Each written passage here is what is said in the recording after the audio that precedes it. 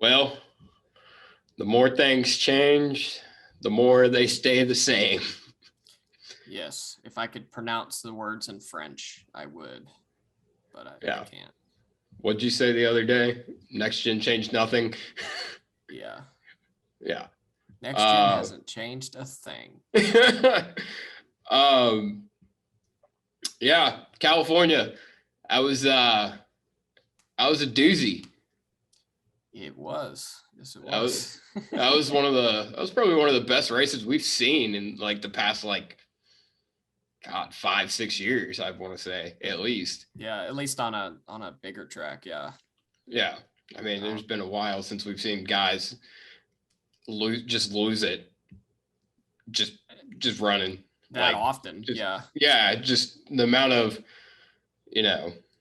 attrition, lack of car control in a sense. Not from getting pulled around by the guy on the outside of you. Yeah, exactly. Or not from guys taking it 17 wide on a restart because that's the only time they can pass. I mean, the racing is clearly worse now that we don't have 17 wide on the restart. Oh yeah, 100%. Yeah, clearly. Yeah. I mean, despite the fact horsepower, the uppage of horsepower and the lower spoiler really killed the racing. Yeah, I mean, ignore the fact that racing after the first 2 laps of a restart was far better. Yes. Ignore that. No, that's not what matters though. And so I have a fucking box behind me. Whoops. Anyway. Well, that's life. It is what it is. Yeah. By the way, let me take a quick commercial break to take a sip of my 550 horsepower loyalist Orphan Tears. I think I told you that during the race. I think I need to get me a koozie that says 550 loyalist tears on it. So yes. We definitely do. Or just get water bottles and make labels and hand them out at the race. Well, you're good at making labels, so. I am, yes. Yeah. Anyway, Xfinity was an absolute clusterfuck. I have a 99 on my koozie, and that's coincidentally how many hours the race was. I think we damn near made an entire Lowe's trip during. Yes, we in fact did. The scheduled end and when it actually ended. Yeah. I mean, Brandon Jones, he wanted to make a nice little beach. He went to Menards, grabbed some sand. Yeah, the one time it wasn't actually Brandon Jones's fault. He still finds a way to destroy the racetrack. Yeah. Brandon Jones, 2 minutes, delay of game. That was longer than 2 minutes, damn. God bless, yeah. NASCAR officials with a godly penalty kill. Yeah.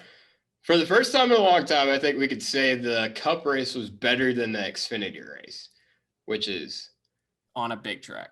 Yeah, on a big track. Yeah, on a real track, as Ty Gibbs said one time. Ty Gibbs is a dingus. Yeah, he's also the GOAT, though. In a way, yeah. Yes. But I mean, he's 0 for 2 this year, so how good can he really be? Yeah, no, he hasn't won yet this year. He's off his game for sure. You're falling behind, Ty. Yeah, geez, Louise. I'm sorry, Randy. Tyler Randall. Don't even like elaborate on that. So if you hear me call the driver of the 54 car Randy from here on out, there you go. Yes, exactly. First. Yeah, him and all the Michaels. God bless. We can't do that because there's too many fucking Michaels. There's so many Michaels. If your name is Michael and you're watching this, comment down below. Yes, please. Especially if you were on a Buddy Play Safari. That doesn't narrow it down, but no, it doesn't. There's like 7 of you guys. Yeah. Was that it? Yeah, right. Shout out to Mike from Richmond. And Mike from Charlotte. Yeah, and Mike from the Charlotte Dirt Race. And the other Mike from Richmond. Yeah, and Mike from Martinsville. Oh, Lord. Wait, and then, Dirt Race? Yeah, the one guy we talked to at the Dirt Race, his name was Michael. Oh, that's what I meant by Charlotte. Did we see a Michael at the Roval too? Oh, wait, did we? I feel like we did. We talked to a lot of people. I don't think we got all the names of the guys with 5 painted on their stomachs. So we're just gonna say one of them was Michael. I have their names because I'm in a group chat with them. Forgot about that. I swear to God, if there's not a Michael, I'm gonna be so disappointed. What is the group chat's name? Oh, the group chat name is number 5, by the way. I bet they were happy. Yeah. They were the guys you saw on a Buddy Pulley Safari back at the Roval that had 5s painted on their chest. Yeah. They couldn't ride 55. I'm not seeing a Michael. Damn. My disappointment is immeasurable and my day is ruined. But I don't know that I have all their names, so I'm just going to assume whoever I don't, their name is Michael. Yeah. Yeah. Okay, cool. A little bit housekeeping from last week's race at Daytona. The Daytona 500. The Daytona 500 presented by Patrick Mahomes. That sounds like the guy who's like doing the weird cry. You know that video? No, I don't. If I showed it to you, you'd know it. I probably would, yeah. Some penalties were handed down. So we had we said on, I think it was either the dual podcast or the post 500 podcast, that Roush Fenway Keselowski and Penske had some wheels confiscated by NASCAR prior to the Daytona 500, but after the duels. There was some speculation that it was to do with safety, where they were boring out the holes in the wheels to make the nuts stay on better to keep the wheel on. I thought it was for sure a performance enhancing thing, and I mean, in a way it was, and I'm sure it did have some performance enhancement to it. But those wheels were confiscated. Penske and RFK were not penalized for messing with the wheels and altering a piece of the next gen car, which we saw in the offseason. NASCAR come out with a list of penalties, and they are pretty steep if you mess with the next gen car. But they did leave themselves gray room in the wording because it's NASCAR. Well, yeah, of course. Yeah. You kind of got to read between the lines. But they were not penalized after messing with the wheels, but Colleague Racing and the Money Team both were penalized because they lost wheels in the Daytona 500. The Money Team lost the wheel. Colleague Racing, the wheel actually physically broke. Both of them got penalized for that. And I think that's kind of horseshit, if I'm being completely honest with you.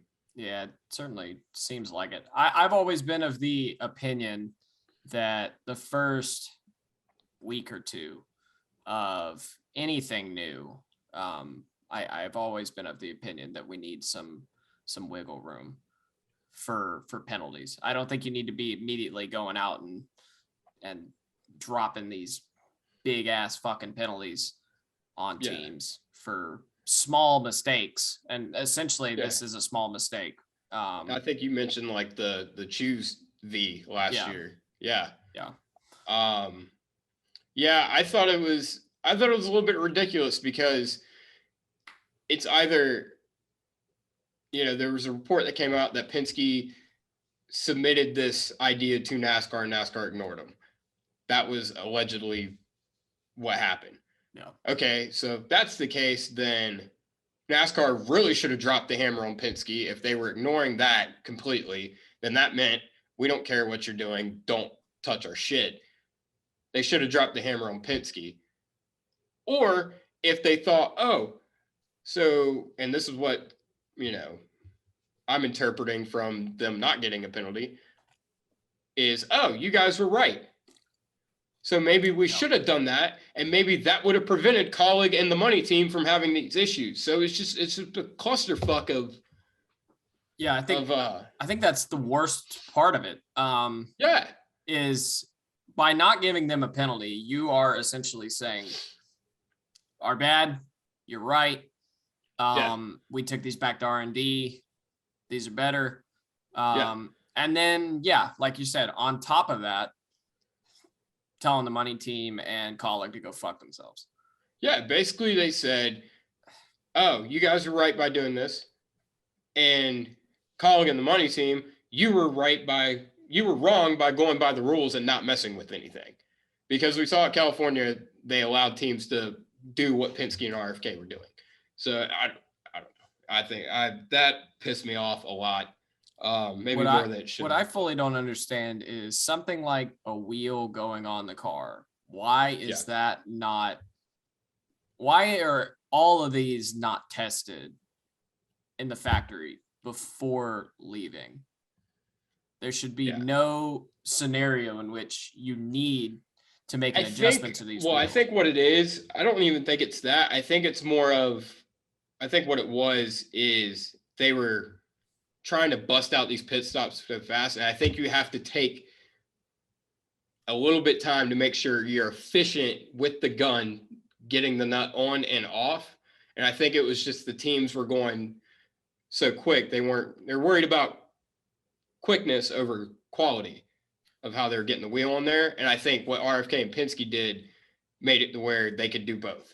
Well, and that doesn't fully make any sense either, because did they not slow down the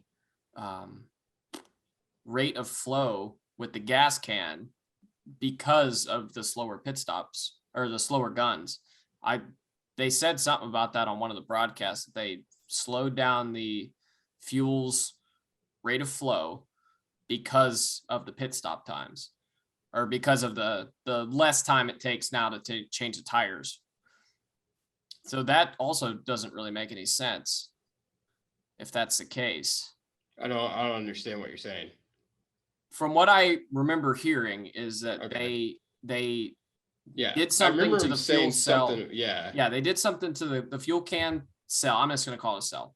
The fuel cell to make it flow slower going into the tank, because the guns on the guns on the next gen are slower. Yes. But the pit stops are much faster. Yeah, and that busting out 9-second stops at California. Well, that was a 2-tire stop. No, they did not bust out a 9-second 4-tire stop. I swear they did. I swear that's what they were saying. We'll have to double check that. I can't even imagine that. But I mean, by the way, none of this makes a whole lot of sense as far as the way the rule came down and the way everything was handled. Yeah, no, none of it makes any sense. But it is entirely possible that they were not really worried about getting the cars full of fuel due to the abrasiveness of the track and the rate of cautions. But I don't know. We'll do some research and come back to it next week.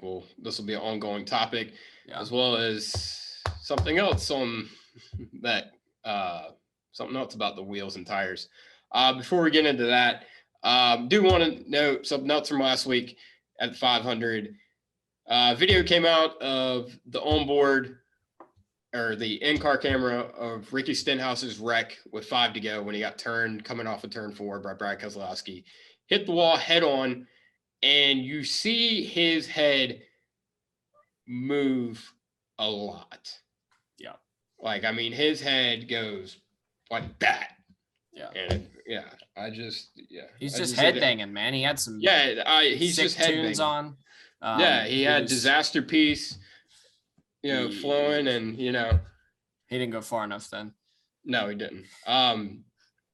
But it's we make light of it, but it's scary.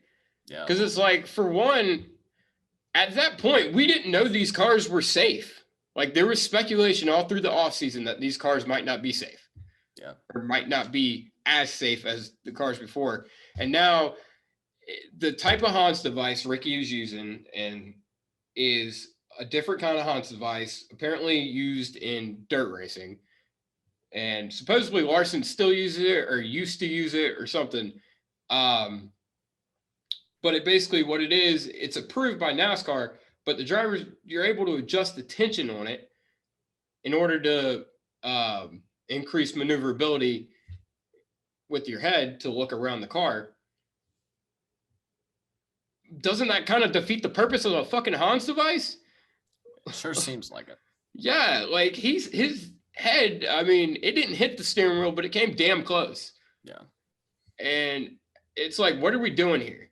You were saying that allegedly Larson's head did hit the steering wheel at Talladega.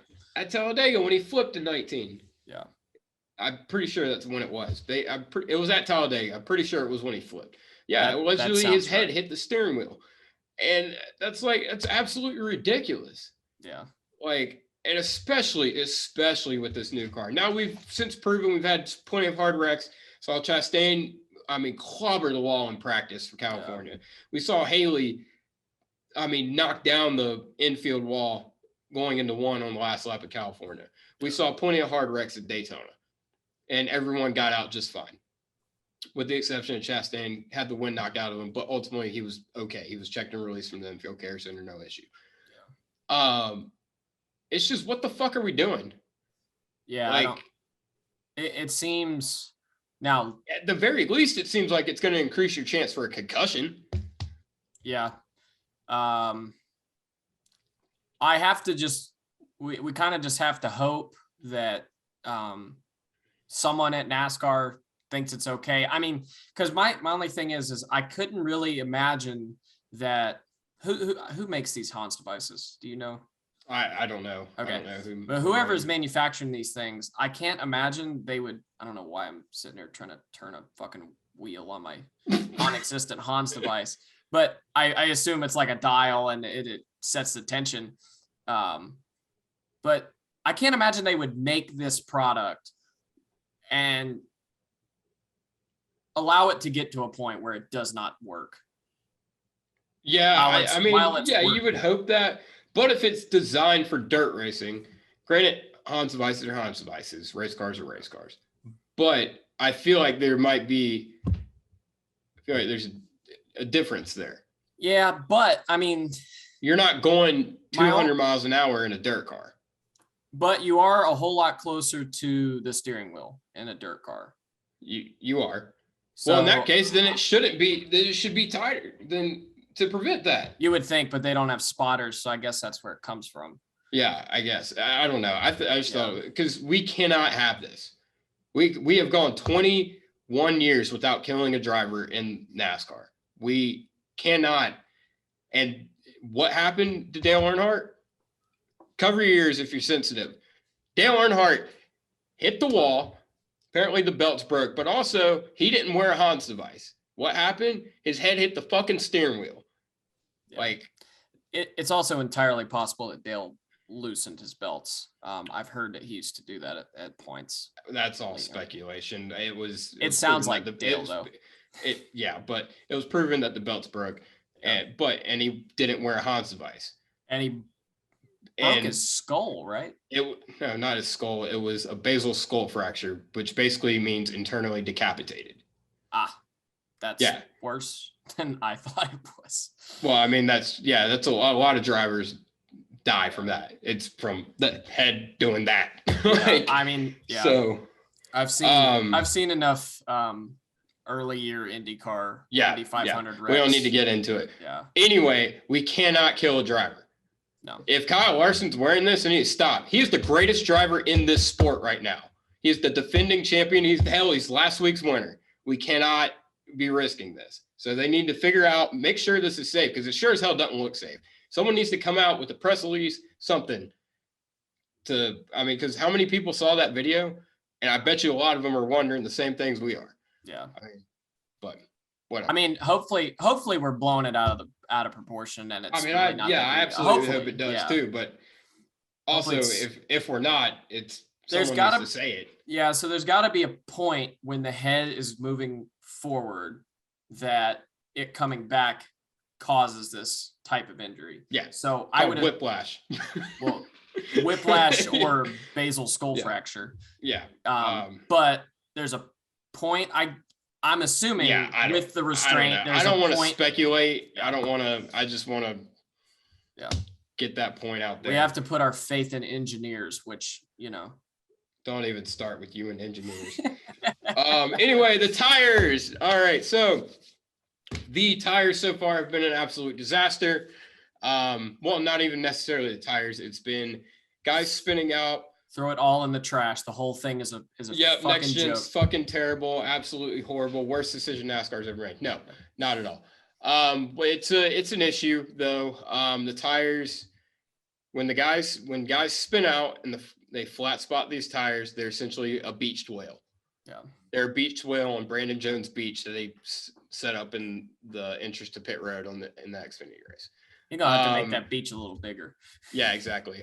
Basically what it is they're not able to move because there's roadblocks on the bottom of the car and they're not high centered, but essentially they can't roll, right? Yeah. It's gotten, we have to tow guys back to the garage. Takes forever, or not to the garage, to the pits. Takes forever. Guys go laps down, many laps down by doing this. Yeah. And it's just kind of, it's annoying because apparently this is an issue that everyone's known about and we've just done nothing about so far. I mean, if last year when we were testing, I had realized that we did not have interliners in the tires, that would have been the thing I would have been most concerned about. Yeah. And yeah, that, like you said, they don't have interliners and that's why this is happening. And the reason they don't have interliners like they did previously on tracks a mile and above, the reason they don't have them this year is because of the lower profile tire on the next gen car, which doesn't really make any sense because there's tires on what you said, like mountain bikes and shit that have interliners. Like you can put an interliner in that, but not like you. Sorry, not mountain bikes, road bikes, the ones with the freaking thin ass. And low profile bike. Yeah, exactly. Low profile. Here's the thing: set of tires cost $2,400 for a team. Let's pull up my calculator here. Set tires. Everybody, be sure to double check Buddy's math here in a minute. But $2,500. Yeah, $2,500, right? Yeah. You said 24, but we can go with 25. That's fine. Yeah, it's 24. $2,400 times 12 sets per team. That's 28,800 times 40 for every car. That is $1,152,000 that NASCAR gave Goodyear this weekend by buying tires. And they allotted an extra set or made an extra set available that teams could go and purchase from them. NASCAR mandates how many sets of tires you get throughout the weekend. They decided to give an extra set due to excessive tire wear at California just because of the abrasive surface, which is a good thing. But, in one race, they made $1 million off just the Cup Series alone, not even talking about Xfinity. Y'all can't engineer a tire that has an interliner in it? Yeah. On a low profile? I feel like this is less of a Goodyear thing and more of another one of those NASCAR. Just kind of overlooking something that should have been. Just deciding something and then not doing anything about it. Despite the fact it's obviously wrong until it becomes an issue. NASCAR they love to let it become an issue before they do something about it. Yeah. So I would imagine they're going through the same towing process at Las Vegas this week. I would imagine Bob Pockrass, by the way, happy belated birthday, Bob, and happy belated birthday, Seth, apparently. Not really. Apparently. According to Facebook, but I guess I should check my Facebook and see if I got any. You did, I saw. But Bob Pockrass said that likely no changes would be made to the tires until they get to Atlanta in however many weeks, 3 weeks, something like that. Well, so that's better than nothing, I guess. Yeah.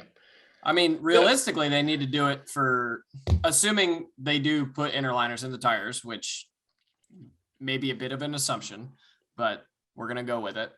Assuming they do that, they have got to have it. Shut up.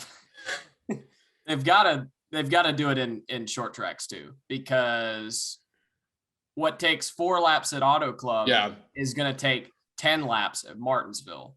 That's true. Yeah. I didn't even think about that. Yeah.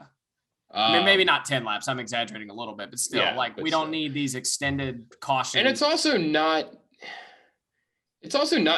really safe, because now instead of spotters and drivers, spotters still driver, so drivers locking it down and trying to keep it off the wall. Yeah. Now guys are trying to stay in the gas as much as possible when they're spinning to keep the car from stop you from getting beached essentially on the racetrack and stuck.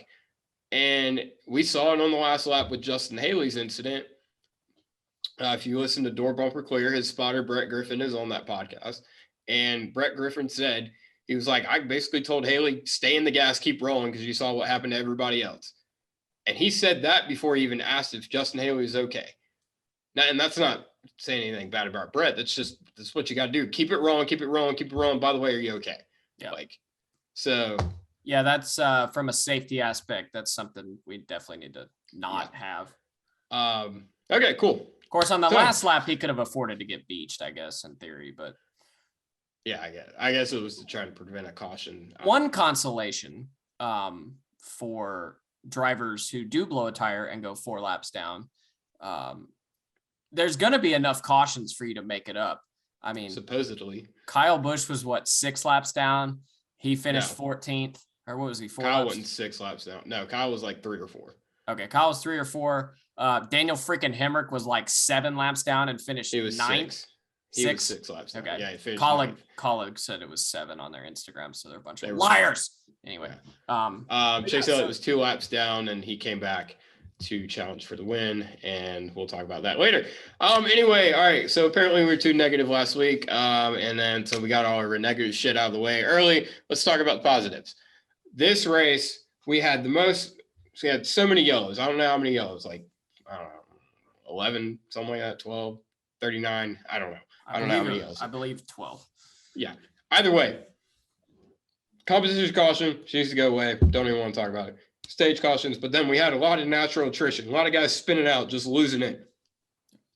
And that's something like we said earlier in the podcast, haven't seen in a long time. And it's awesome because it means the guys are fighting this car. They're driving hard, and we're seeing damn good racing out of it. And we're also seeing a lot of comers and goers. We have, that's something we haven't seen. Used to be, you'd see a couple different leaders. Once a guy got out front on the restart with that 550 package, they drive away and that'd be game over, essentially. They'd air block the shit out of whoever's in second, and that'd be it. I mean, even before 550 in 17, 18, most of the time the guy would just drive away. Yeah, clean air is king. Yeah. Yeah, now we have this rear diffuser, and it seems to be doing wonders because we had 7 guys lead 10 plus laps in this race. Yeah. And just that awesome. is unheard of in the past several years. Yeah. We had Reddick lead 90, Larson lead 28, and then Briscoe, Jones, Byron, Logano, and Elliott all lead somewhere between 10 and 20 laps apiece. Might not seem like a lot, but Reddick led half the race, and then all those other guys, led a significant number of laps. It's just an ultra competitive race because of this new car and because of the guys coming and going. We had cautions. We had, you didn't see a guy pull away either. Yeah, I think Reddick got maybe 2 seconds away at maybe the end of a run. Yeah, my favorite guys thing, get passed in the middle of a run and then that was go my back by favorite thing about the whole first, I guess, half of the race before Tyler Reddick got cleaned out,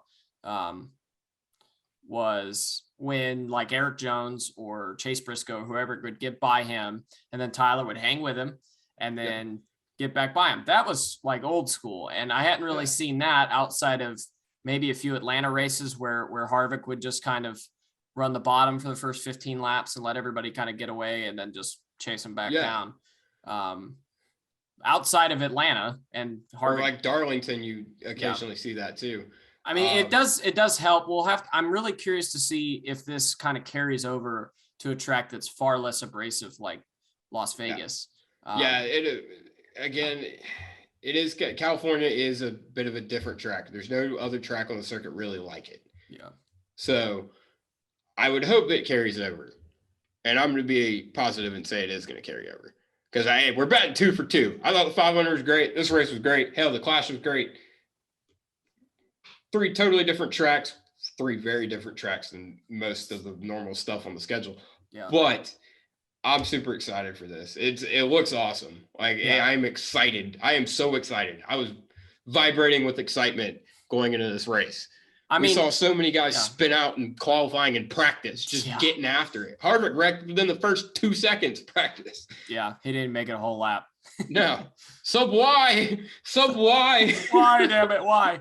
And then you were sitting there ending his career or writing his retirement speech or whatever. I was, man, in the middle of the race because he ran 25th the entire day. Where did he end up? 7th. He ended up 7th. Ended up 7th. Yeah. I know. He shows up. I'm like, don't ever count out Harvick, buddy. And you're like, oh, yeah, but it's still concerning that he ran as bad as he did. He had no practice and didn't qualify. So yeah, but he's Kevin Harvick. Right. I guess.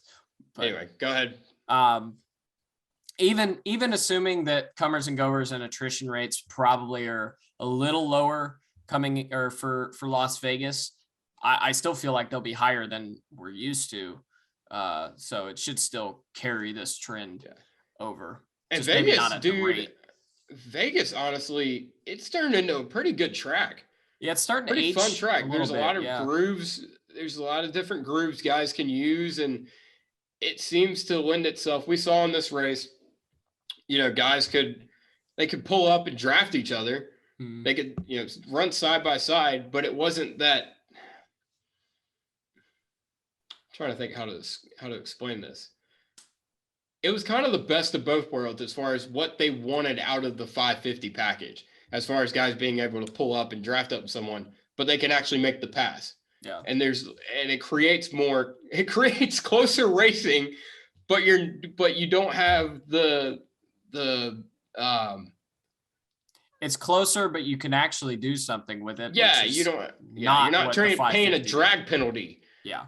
Because of this rear diffuser on the car that's cleaning up the dirty air and making it easier for guys to stay close to each other. Well, that, and when you pull out a line too, you're not getting sucked back because of your fucking giant ass baller. Yeah, exactly. I really like what I'm seeing. We like what we see. Oh god. Yeah. NASCAR CEO buddy.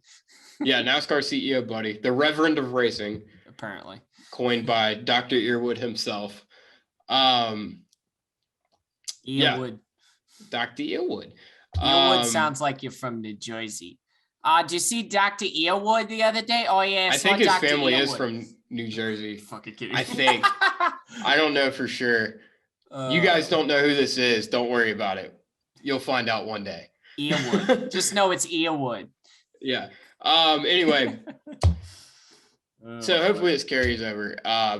Just an awesome race. Just an awesome race. I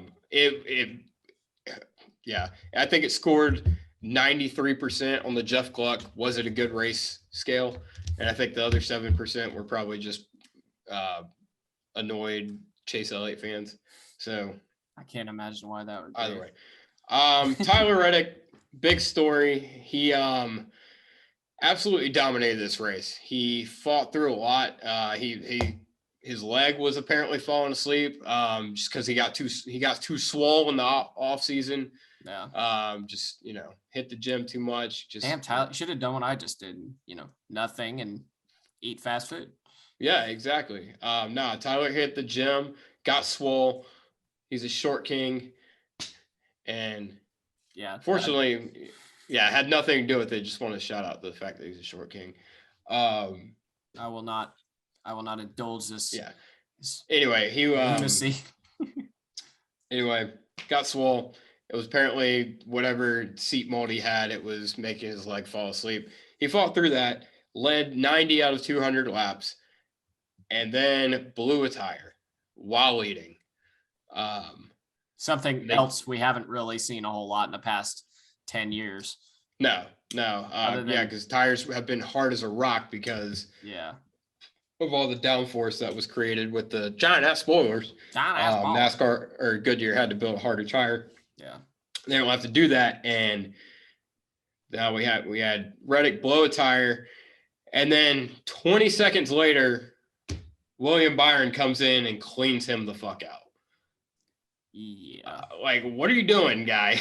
I don't know. I think you're being harder on Byron than I feel is necessary. Dude, no, sure. Dude, because, like, I'm sorry. Like, we still had, what, 50, 60 laps to go. It was 20 seconds from the time Reddick blew a tire to the time Byron hit him. Like, dude, you're in the middle of a green flag run. Yeah, you're racing people. But also, I feel like the priority ought to be don't push it so hard passing this car that's clearly, like, in trouble. Don't push it so hard that you get loose and clobber them and take yourself out of the race. You know who's really to blame for this? And you're going to have to stick with me here. So Byron obviously is driving the car. His spotter is exactly who it was. Yes. His spotter is Tab Boyd. And Tab Boyd used to be the spotter for Joey Logano. It's Joey Logano's fault. Okay, I can get behind that. You can get behind. Let's go. Yeah. So Joey Logano wrecks Tyler Reddick. Anyway, it was heartbreaking because, man, Reddick, he's been on the cusp of winning for a while now. Yeah, it feels like he's so good, dude. Yeah. When he does get that win, the floodgates are going to open. I feel like you said that already. I think I said that in the Symphony's Carriage video. Yes, you did. Yeah. I know. I 100% agree with you.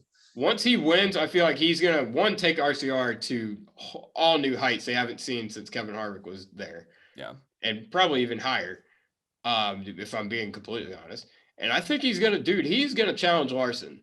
And it's going to be a hell of a rivalry. Maybe not rivalry, but a hell of a, I mean, hell, Kyle himself said, I don't like racing against him because he's too damn good. Yeah, I mean, so I'm rooting for Reddick to win. It sucks he had this happen, but he's he'll get him one. And now we thought that was going to be the big story. Tyler Reddick, heartbreaking loss. Yeah. But then I think at that point, Jimmy Johnson and Jeff Gordon part 2. Yeah. Begins. I remember the original. The original was pain in the ass. Chase Elliott. Let's take you through Chase's race a little bit. Chase paused for Vape Boy status. Vape Nation. All right, thank you. Anyway, Chase Elliott had a fast car all week. We saw him spin out in qualifying. He had one of the fastest cars, probably going to win the pole, but spun out coming off 4 in qualifying, just trying to get too much. Works his way to the front. He's leading, and he hits the wall while leading, just fighting the car. Even with the fastest and best car, he's still having to fight it. Hits the wall, then hits the wall again, and then spins out, gets beached, goes a couple laps down, claws his way all the way back up to being in contention for the win here with about 20 to go. And then we get to the fun part. Kyle Larson, Joey Logano battling for the lead, going down the front stretch. They're side by side. And as we see, with 2 cars side by side, they slow each other down from side drafting and whatnot. And they also punch a big hole in there, allowing for a third guy to get a monstrous run and run up on them. Well, that's exactly what happened to Chase Elliott. Chase Elliott gets a huge run on Kyle and Joey, pulls to the outside, and Kyle Larson cleans him the fuck out. I mean, comes from down to the bottom where Joey is, up to where Chase is, runs Chase Elliott into the wall, and ends Chase Elliott's race. Chase later on spun and claimed something broke, but we'll talk about the spin. Separate discussion. Yeah, exactly. But as much as, to the naked eye, you're going to look at this and blame Larson for it. Because you watch the video, he comes up, cleans Elliott out. And he must shoulder some of this blame. No, he absolutely should, because here's the thing. we've seen in the past, especially with this 550 package, you have to have somewhat gotten used to when you are side by side with a car, being ready for a guy behind you to get a big run and take you 3 wide, because we saw it happen so much with the 550 package over the past 3 years. Like, it had to be second nature to be paying attention to what's coming behind you when you are in that situation side by side with another car. So that's on Kyle.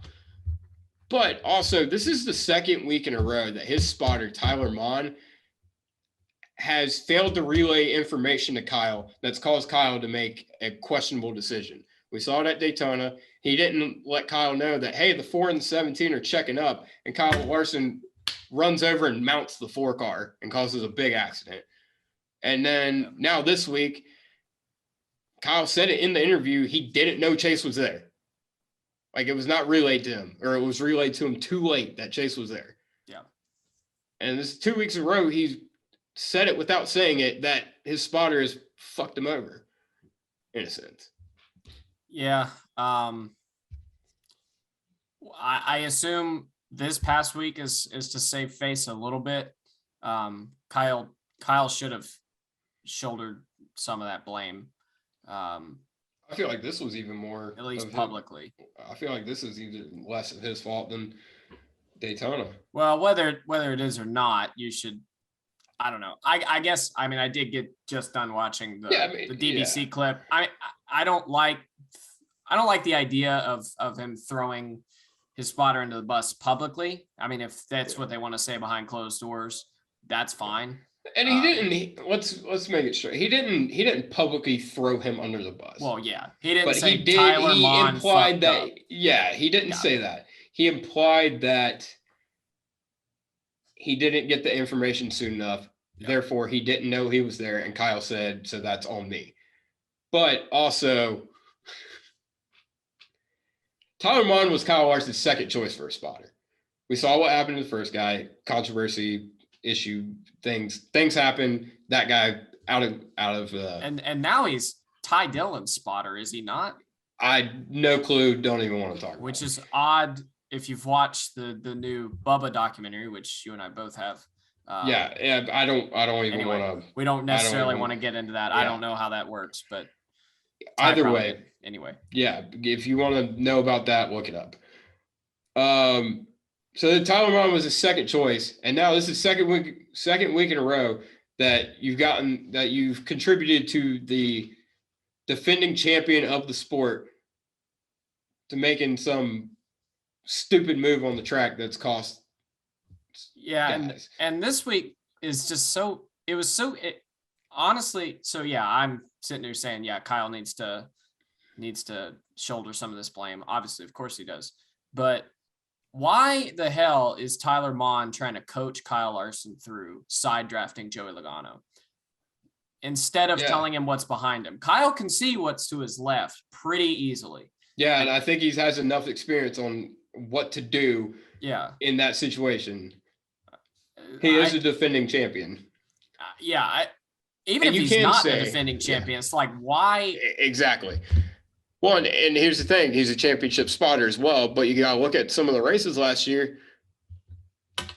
They were out in front by 10 seconds. They weren't contested most of his wins. I mean, I wouldn't say most.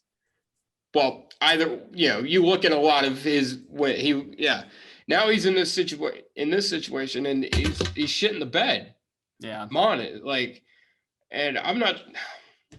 I'm of the opinion that I'm not trying. Yeah, I'm not trying to be like Tyler Mon needs to be fired. He's the worst excuse for a spotter. And I'm not saying that. We're putting a lot of the blame on him. But you're the second choice, first of all, to begin with. You weren't the first choice to become Kyle Larson's spotter. This is the second week in a row that you've had this happen. This can't keep happening. Like, you were at Hendrick Motorsports. Like, you will. No, I mean, he's on a short leash now. This exactly. happens again this season. Yeah, I would imagine he's out. I assume he's out. Obviously, he's not out right now because that would have happened on Monday. Would be my guess. And I don't think he necessarily should be out, but he there should be something. There's something to be said about what has happened and where the blame lies. Well, I mean, And hell, Hendrick Motorsports doesn't like firing spotters. Apparently, I mean, Eddie DeHaan still works there, so. well, I mean, I guess he was acquitted, but still. yeah, exactly. That was irrelevant. Well, anyway, he how was. the justice system works. Well, he was suspended, and I know. My point is so they didn't do it. They didn't do it then when he was suspended. So my point is that they're not necessarily hot on the trigger to fire people. that doesn't make any sense. What you're saying. Whatever. Either way, Larson runs Elliott in the wall. Either way, teammate on teammate crime. So naturally, Chase Elliott's pissed off. I would be too. Yes. What I wouldn't do is spin out, say something broke, and then follow that up with, I don't give a shit who's leading, which is a direct quote from Chase Elliott when he spun out a couple laps after getting running the wall by Kyle Larson, after he was very vocal on the radio about how pissed off he was at Kyle Larson. And after he kind of swerved on the front straightaway. Oh, yeah, and he swerved at him on the front stretch. Yeah. When is NASCAR, and this is stupid of me to say. They won't. They won't. Go won't and answer that. But they need to step in, because this is the second time we've seen Chase Elliott manipulate the outcome of a race. Yeah. Or attempt to. He didn't ended up not changing the outcome of this race. Larson still won. Yeah. But this is obviously it's not, NASCAR's not going to step in because it's Chase Elliott. I mean, we saw at the Roval, they let him get away with a bumper flapping in the wind.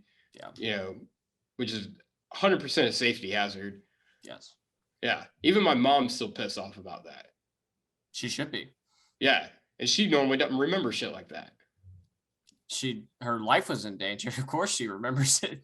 I think it was more of, she was like, she doesn't like Chase Elliott too. So that yeah. helps. Well, I think it was, I think there was a quote from her that it was something like,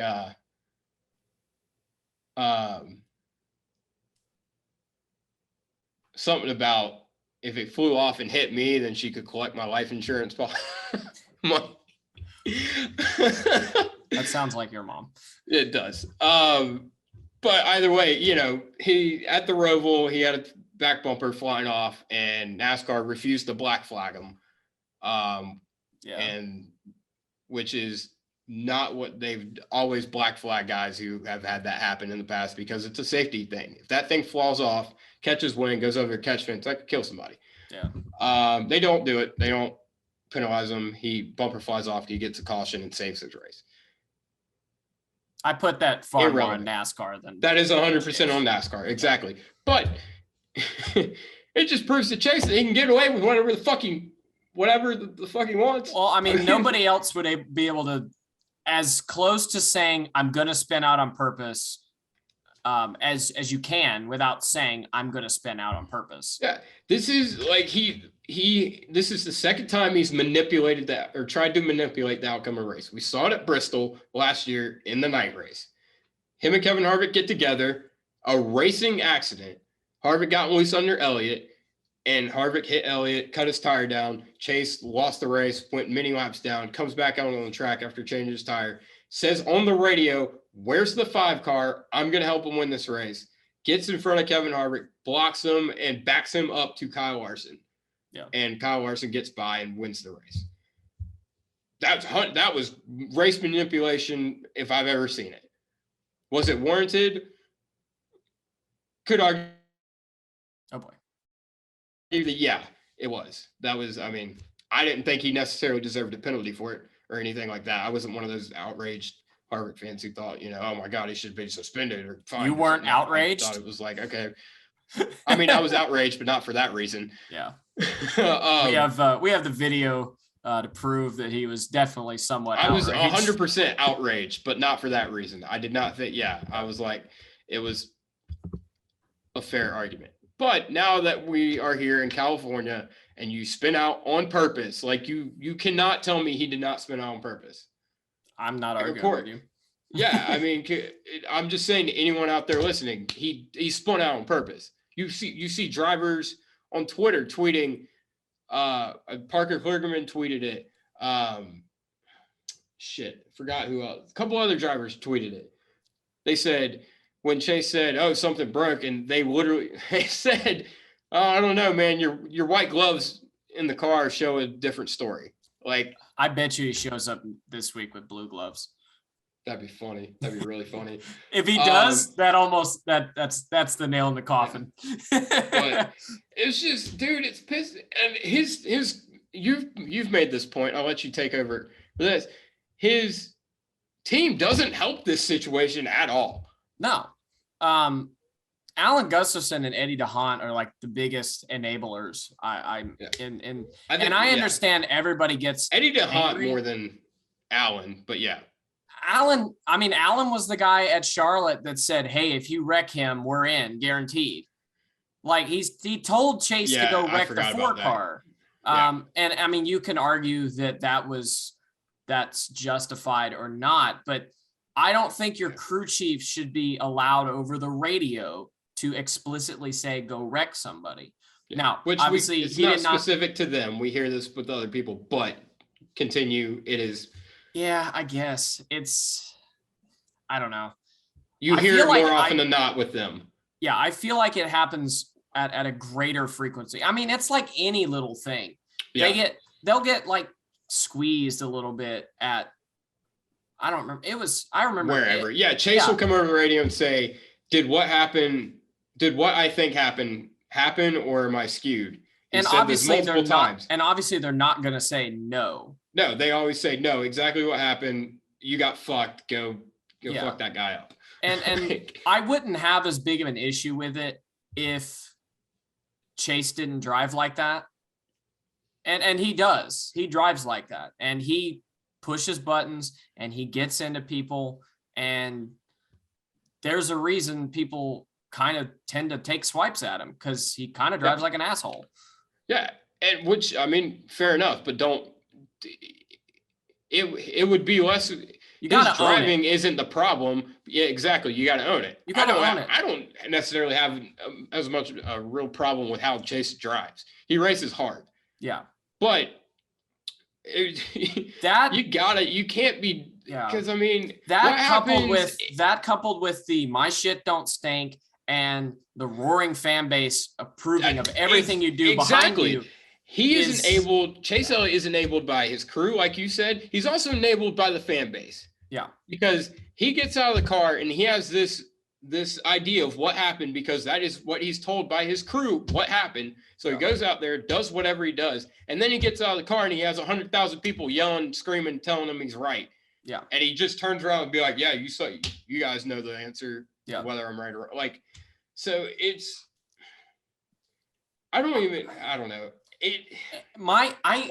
don't even think this would bother me as much if he didn't drive like this at any point in the race. It can be lap 15 at Martinsville and he will drive like this. Yeah. Here's my thing. I don't have as much of a problem with the way he drives, but you are going to get into incidents. You're going to get into incidents. It is guaranteed. And your crew should not be feeding into that. And just because here's the thing, what happens if they come on the radio like they did and they say, "Yes, what you think happened. Larson ran you into the wall and took you out of this race." What happens when they tell Chase that, and Chase, instead of saying something broke, I don't give a shit who's leading, what if he admits to spinning out on purpose? Because will NASCAR fine him is the question, will NASCAR fine him like they did Bubba Wallace? I would imagine they would. And I would hope they would. I would hope they would. And then that's on the team, because they told him straight up, like, "Larson ran you in the fence, like, get back at him." Yeah. So I don't know. Your crew shouldn't be. I understand they're pissed off too because they put in hard work and effort into that car. They got taken out of that race as much as Chase Elliott got taken out of that race, and I understand them being frustrated, but you have to make those decisions. You have to be smart about what you relay to the driver. And I feel like they haven't been. Big picture, I'm curious how this is going to be handled internally, because obviously you called it Jimmy Jeff Part 2. Yeah, Chase got out of the car and was very vocal to all the up and ups at Hendrick Motorsports. Yeah, so we'll see how Jeff Gordon. I think clearly his favorite on the team is not Chase Elliott, but we'll see. I don't think that's a controversial take either. And Jeff Gordon definitely. He seems like he plays favorite. I mean. Oh yeah. I feel like he vocalizes favorites. I don't know that he necessarily takes favorites as far as the decisions that he makes behind closed doors at the team. But here's the thing. In Jeff's credit, he's basically been Larson's biggest cheerleader forever. Yeah, since he got into the Cup Series. So in his defense, it's way not before like he was at Hendrick. Yeah, it's not like this only started when he was at Hendrick. And here's another thing. You gotta think that this has been brewing for some time, and it was just Chase was. And I'm not trying to get at Chase because I don't really have a huge problem with what he was said or how he reacted. I did have a problem with him spinning out on purpose. That's fucked up. Yeah. But you got to think this has been brewing and Chase was looking for an opportunity for this because granted, he helped Kyle out at Bristol, but that was far less to do. That was far less to do with it being Kyle Larson and it being fucking over the guy that took him out. Yeah. But how many times did they finish 1-2 last year? 4 times. It was more than that. Was it 5? It was at least 5 times, and who won? Kyle all but won. All but once, Kyle won. Kyle won 10 races last year. Chase Elliott was the champion in 2020 with no Kyle Larson on the track, period, much less at Hendrick. Chase Elliott had no competition at Hendrick that year. Won 5 races, won the title. You got to tell me, well, no, he probably doesn't hear it. But a lot of people said he's Mickey Mouse champion because of what happened to Kevin Harvick. I don't even think that. But I mean, it's not the worst playoff champion we've had. No, Kyle Busch can take that trophy. Kyle Busch, Logano, take your pick. Not even Logano. Kyle Busch because of the broken leg. Logano just because because 2 of the guys in the Final Four with him had 8 wins apiece and dominated every freaking race that year. It's not just the wins; it's the fact they both had like 27 top 10s or something. Whatever, I don't care. I know you don't want to hear about 2018. No, and it's stupid to draw that out. Because you don't want to talk about it. Probably, yeah.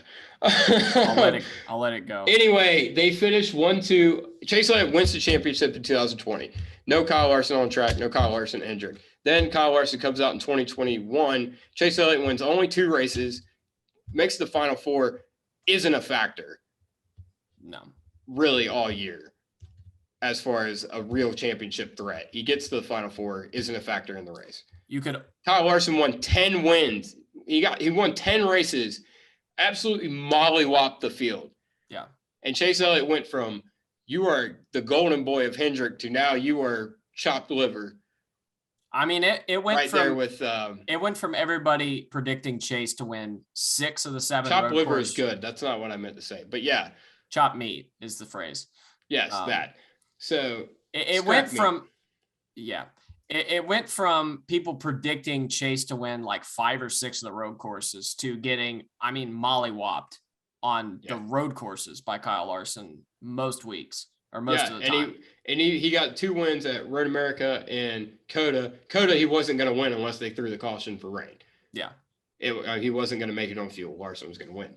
So you got to think there's a little bit of jealousy or a little bit of underlying disdain for Yeah, little brother syndrome for the 5 car because he's in the same equipment as Chase Elliott and he's getting his ass whooped. Chase is getting his ass whooped by Kyle Larson. And now you have this, and I think it's going to be the start of a Jimmy Johnson, Jeff Gordon type rivalry where they are in the same team. They're 2 great drivers in the sport, and they're going to clash. It's going to be fun as shit to watch. Yeah. This has been bound to happen. Basically, I feel like ever since Kyle was a corner away from winning 4 in a row, this has been bound to happen. And honestly, maybe realistically, it could have been predicted to happen the moment Kyle signed at HMS. I think that was when a lot of people. Well, either way, a lot of people I saw were trying to say Kyle Larson was the 3rd best Hendrick driver when he got signed. Well, but, people are, there's they're plenty of stupid people out there. I don't know. It's going to be fun. It's great for Hendrick and it's great for the sport because now you have 2 really great drivers who are going to go head to head. Well, might not be great for team meetings at Hendrick, but they're going to win a lot of races. And I believe this is going to push Chase to be better. We'll see how you've seen him mimicking Kyle Larson in things he does outside of NASCAR. He's running dirt races. He's running other types of cars to make himself a better driver. And I think a lot of that you got to give credit to Kyle Larson for, expanding his racing palette. And you give a lot of credit to Chase Elliott for doing that because a lot of drivers don't do that. But it'll be fun to watch. So that happens. Chase Elliott spins out on purpose. Allegedly, he did it on purpose. Definitely, he's going to show up with blue gloves. That sets up a 4-lap dash to the finish. Everybody pits because it's California and it eats tires. Yep. Larson comes out first. Daniel Suarez comes out second on the restart. Now, you're sitting there watching it like I was trying to talk myself into. Daniel Suarez is not going to win this race up against Kyle Larson. I don't think you believed that, though. I don't think you believed that. I think in your heart he won the race. I thought there was no way. And I was sitting there. I was hoping, but I thought there was no way on Corey Taylor's green earth that Daniel Suarez was going to win this race. Well, we get the restart, and Larson gets out in front, and then they go into turn 3. Or no, Suarez stays with him. Suarez stays with them off 2, going down the backstretch. Logano takes him 3 wide. They are 3 wide. Larson top, Suarez middle, Logano bottom. They come off turn 4, coming to 3 to go. Larson clears Suarez on the top. Logano fades back, not a factor. Suarez slides up, gets in front of Eric Jones, gets a huge push from Eric Jones, gets this monstrous run on Kyle Larson going down in turn 1, and Daniel Suarez clears Kyle Larson and takes the lead with 3 to go. And see the koozie. I'm a big Daniel Suarez supporter, but my mom is probably the biggest Daniel Suarez fan apart from maybe Pitbull in the world. Pitbull and Danny Trejo in the world. Yeah. So God, dude, I want him to win this race so bad. My mom hasn't seen her favorite driver win. The last time she saw her favorite driver win a cup race was Dale Jr. at Phoenix in 2015. So Jeff Gordon Raceway. Jeff Gordon Raceway in 2015. Yeah. So I was pulling for Suarez so hard. I wanted him. It would have been something amazing if he could have won that race. But Kyle Larson is Kyle Larson. They go down into turn 3, coming to 2 to go. Suarez takes the bottom for whatever freaking reason, even though the top had been superior all race. Larson takes the top, clears Suarez, game over, race over. Kyle Larson wins. It is Kyle Larson's 17th career cup win. That's not where I was going with this. It is his 6th win in the last 10 races, dating back to last year. Yep. That is ridiculous. Yes, I agree. And like you said, next gen changed nothing. Kyle Larson is still Kyle Larson. Well, it changed a little bit. The guy he had to pass to win. The guy he had to pass to win. Changed a lot. Yeah. It has changed a lot, but like the title of this video, the more things change, the more they stay the same. Yeah. It's just Kyle whoever's Larson, running second that changes. Yeah. Kyle Larson is still the greatest driver in the world. He proved it. Who predicted that right? Seth predicted it. I did. So now, I guess explaining how our picks work. If you whoever like I picked Harvick. If you pick somebody, I picked Harvick. Yeah. I picked Harvick. Seth picked Larson. If Larson wouldn't have won but beat Harvick, Seth gets 3 points. I get nothing. But since Larson won, he gets 5 points. So now you are absolutely killing me in our picks. You cannot overcome this 5-point deficit in the next. I cannot. 34 weeks. No, not at all. Larson wins. Now we get to our fun part. Bitch and scale. Bitch and scale. Bitch and scale. God. Hold up. All right. From bitching, the lowest being the low profile tires to the highest being the Kyle Larson line at California, right around the top of the racetrack. Bitching, where do you put this race? I'm going to put it, who is it that runs right below the Kyle Larson line?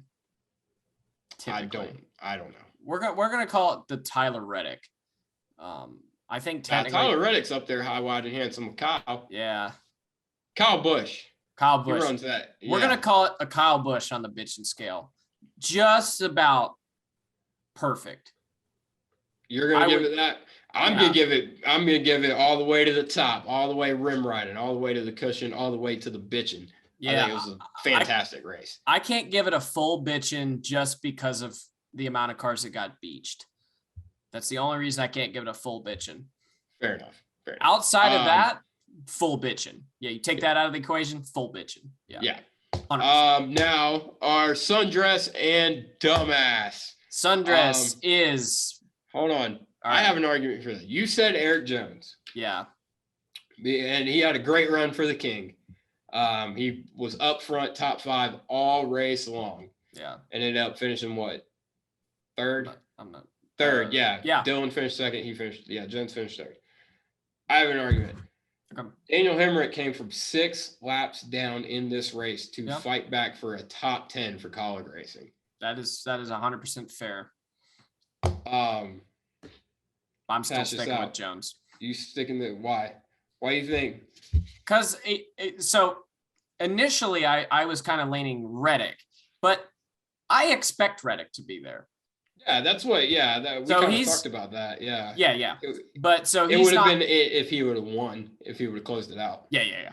But he didn't, and nothing against what Daniel Hemrick was able to do, but the sheer amount of cautions we had aided him greatly.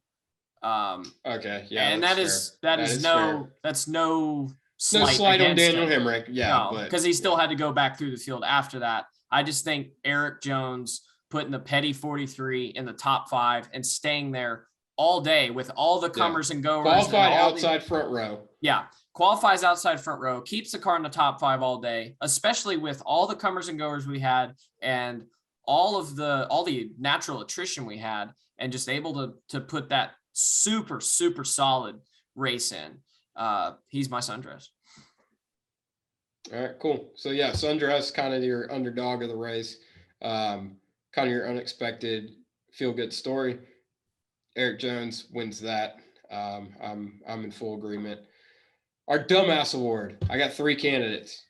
All right, show me your candidates because I kind of forgot. I thought I had one. Eric Almirola for. What did he do?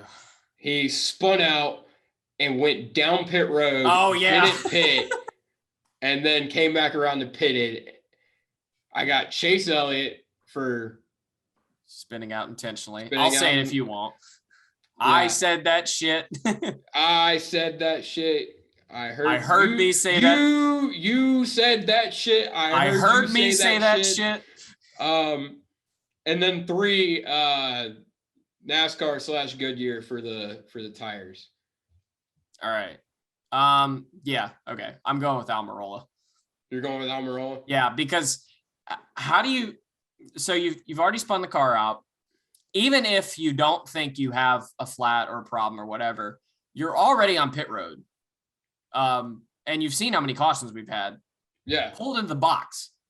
Yeah. Especially if you're going to come back around and pit anyway. That was asinine. Yeah. And I don't throw that word around lightly because I'm a redneck and that has a different definition. Yeah. But, I was on Chase for this one. But a couple days removed, I think I go with it. Almirola. Yeah. Almirola's our dumbass of the week. Yeah. Chase, well, I don't even know if you can give Chase dumbass award for it because he got away with it, so it was a pretty smart move. Yeah, he is.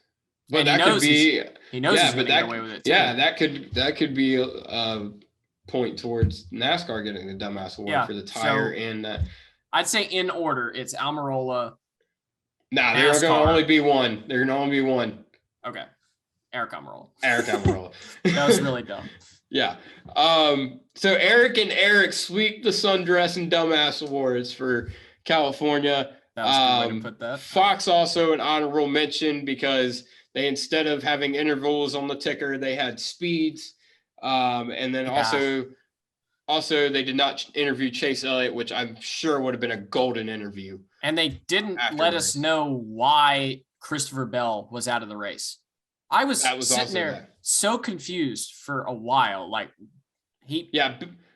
Bell spun and I guess I don't know. You said we talked about this afterward. He had a motor issue afterward. Yeah, he broke a motor. Yeah, I don't know. I assume. But I don't know. They could have said something about it. Kaiser Soze. Did that happen? No one knows. I mean, just like a passing line. And we just got word that Christopher Bell's out of the race with a blown motor. Anyway. Well, yeah, that happened to Suarez at the 500. And it's like there's smoke billowing out of the car in turn 3 and 4. Yeah. Oh, that's weird. Anyway, here's the leaders. I don't know. Yeah, that was certifiably dumb. But... it was dumb. Big dumps. Well. All right. We said we weren't going to bitch too much about Fox. So. Yes.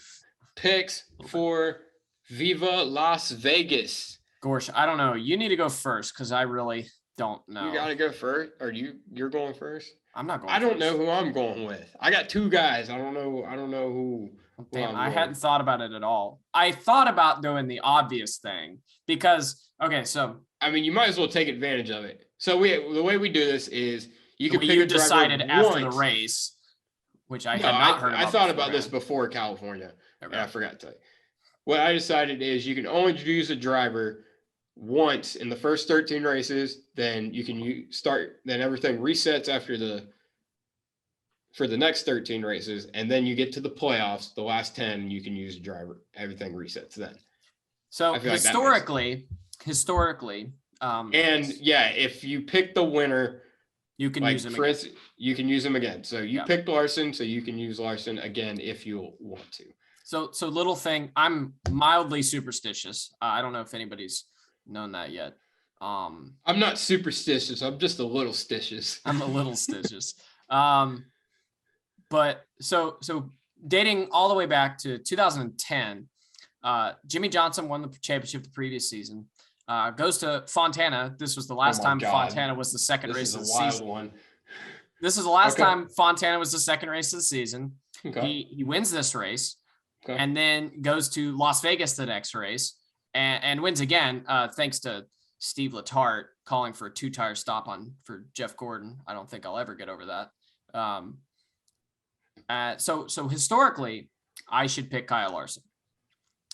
I am not going to do that, though. I'm going to pick Ryan Blaney. Ryan Blaney. Yes. All right. I don't know why. I should probably. I have 2 guys in my head. Well, now I can't think of who the second guy was. Must not be a very good pick then. No, it was shit. Who was I gonna go with? You're not gonna go with the guy that you threw out there for our picks. I don't even remember who it was. You picked Alex, or we picked Alex Bowman. I can't pick Alex Bowman because I picked him at the 500 and he lost. Yeah, dumbass. That was stupid. That was who I was gonna pick for this race, and I forgot. Shit. That was really dumb. You should not have picked him for the 500, but anyway. I shouldn't have. Shout out to my Toy Story Andy's Moving Grand Prix hoodie. I do love that the number is 95. That's nice. Yes. Yeah. It's the 1995 Andy's Moving Grand Prix. I figured it was 95 for Lightning McQueen, but no, that is not what it is. That's the year the movie came out. I know. Yeah. You were what? Let's get 20 back then? I was a year from being born, but okay. But he's 45. Don't let him tell you otherwise. I am not. Let's see. Okay, let's use the juju, kind of weave this into a pick. Okay. Let's see. Kyle Larson drives the 5. There's a 5 on here. Buzz Lightyear is undoubtedly the greatest Disney character in the world. So that points to Kyle Larson, but Tyler Reddick kind of looks like Woody, and Woody is driving RC in this. They're about the same height too. They are about the same height. I'm sorry, Tyler. I'm also catch short. Catch that van. Also rhymes with catch that man, which everyone's going to have to catch Kyle Larson, but who's going to be catching Kyle Larson? I kind of think Tyler Reddick might catch him. Andy, though. Andy's moving. Andy Burnett? No, Andy, whatever the... No, I mean, are you trying to tie this in? Is not Tyler Reddick's crew chief's name Andy Randall Burnett, but okay. Randall. Not even close. Is there an Andy It would Burnett? Be... Yeah, huh? Is there an Andy Burnett, or am I just I'm sure somewhere in the world there's an Andy Burnett. Yeah, no shit. Andy rhymes with George, so I'm picking. And George is Tyler Reddick's middle name, so obviously, I think that means I have to pick Kyle Larson. So I'm picking Kyle Larson to win at Las Vegas. That was the biggest load of bullshit to get to the most obvious pick possible. Look, man, I needed it. Look, everybody can see what's going on. You just got to give me a minute, and I'll eventually figure it all out. What we can see is that you picked Kyle Larson like it's 4 every girl times. I've ever dated. Everyone else can see that this is going to be a thing, and then you just got to give me a minute, and I'll figure out that. Well, what I figured out is that other than the championship race, which doesn't count, that's different. In the 9 playoff races you picked last year on this pod, I think you picked Kyle Larson like 3 or 4 times. I did not. No, how many times? That is false. I picked Kyle Larson. He did not win any of the times you picked him, other than I picked him at Richmond, and that was it. And that was it. You didn't pick him again? Oh no, I did pick him at Martinsville. Oh yeah, he did not win. That was okay. But Alex Bowman won. So you picked. Okay, never mind. Yeah, Buddy picked Kyle. He had like 7 races. It was solid choice to pick Kyle Larson, and he's like, "Nah, we're gonna pick the ones that it's not solid." Yeah. Well, you got to think about my logic. All those tracks he won on this year were not necessarily tracks that we thought Kyle was going to win on. So I was kind of going by that logic. I guess. I was still right about Martinsville, though. Look, man, you got to have Wild Man in there. Got it. I mean, look, okay. Well, I feel like this is a good pick. He won the fucking race last year. He won last week. It's too obvious. And he's Kyle Larson. It's too obvious. Yeah. Did you not pick him for Vegas in the fall? No, I did not. I don't remember who I picked for Vegas in the fall, but it was not Larson. All right. Yeah, you did.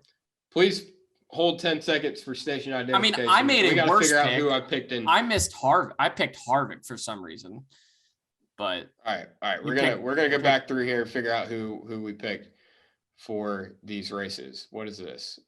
Picks for I did pick him. Bam. Damn, I picked him so much. And he didn't win any of them. I made my bed though. I gotta pick him. Thanks. I mean, Kyle's still gonna win the damn race. Yeah. So shut up, man. I'm gonna come back, man. I got 3 points for Joey winning the Clash. I mean, I'm doing pretty good. I had Brad. Yeah, And he should have won. It's 8-3 right now. Yeah, you can't overcome that. No, I can't. No, I'm about to. I'm about to win this. Okay. I mean, I'm fine with it. I mean, I'm gonna. I wanted to pick Daniel Suarez. I'm gonna need more damn space on my wall if you're right, but yeah. Yeah, I wanted to pick Daniel Suarez, but dude, I almost picked Eric Jones. I feel like that was too much. It's too on the nose the week after. Yeah, I feel like exactly. Yeah, it's not that likely. Yeah. When it's like an underdog. And I almost picked Tyler Reddick too, and I kind of thought the same thing. But hell, Tyler Reddick could win like the next 18 races. I don't know, but I mean, probably. Yeah. And then like we're ignoring William Byron. There's a whole lot of guys who could win this race. I don't know yet. Yeah, that's who I thought I picked at Vegas. I thought I picked Byron. I did not, apparently. No, I don't think you. We're gonna be doing a poor man's version of Hot Ones. Yeah, I'm gonna at some point, and that's gonna have a lot of fun with that. Yeah, it's gonna be fantastic. So we need you guys to submit questions for that, and we'll be promoting this later throughout the week. But we will need you to submit questions for us to be asked during our miserable adventure of trying hot sauces and then proceeding to want to die. Yeah, I'm pretty sure there's a hot sauce in there that's going to be my 13th reason. I'm not even going to bother with it, but I don't think you're supposed to say that. I don't know. Nobody is watching this far into this, so I'm not that worried about it. But also, we have a Facebook page now. You guys should go. We do. Yeah, we do. It's my Facebook. It is Buddy Pulley on Facebook, but it is where I post all the updates for the pod. All right. So now you can get it on Facebook, and you get the same information so all you on boomers Instagram. that don't like our opinions anyway can now comment on my direct. You have my direct Facebook. You can message me directly. I mean, you can message me directly on Instagram too. That's true, but there you go. Me directly. Yeah, but they don't use Instagram. At the Buddy Pulley. At the Buddy Pulley. Yeah, exactly. And that's on Facebook. That's on Twitter. That's everywhere. So any of you boomers that want to at me, bro. Let's be clear too. The Big Motor Small Blade Productions Twitter account, it's just Buddy. Okay, let's make that clear too. Every time I see that, I'm like, I'm not. You're not supposed to tell people that. Oh, I'm sorry. Sometimes it's me. It's not. Yeah. No, anyway. We hired a guy to just. Yeah, we hired a guy. Yeah. Yeah, we're like, he's like, what do you want me to do? We're just like, we hired. What's Pal East Pushy? That's who we hired for it. Okay. Yeah. That's our social media director, Pal East Pushy. We're not going to explain that.